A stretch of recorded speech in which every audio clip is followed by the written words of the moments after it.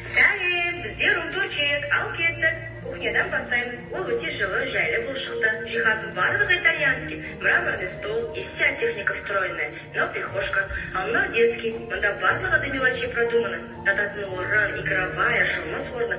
Балаларға өте қатты ұнады. Айтпақшы, прихожкада атақты художниктардың картиналары іліп тұр. И еще Қытайдан алып келген арт-объект. Ал бұл біздің спальнямыз, отдельно гардеробными, патшалардыкіндей кровать и менің жеке бұрышым.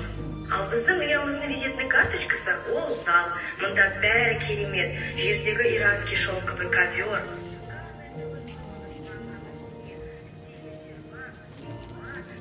Өте жұмсақ, ыңғайлы диван. Бізде қашан болады екен осындай? Атырауыманда қыздар күйге бағынатын құл емеспіз. Шы қайда? Құрметті қазақ елі, Кадрата Деміз 4 баласымен қиын сынаққа тап болып үйсіз қалды. Алла разы болсын көмектесіп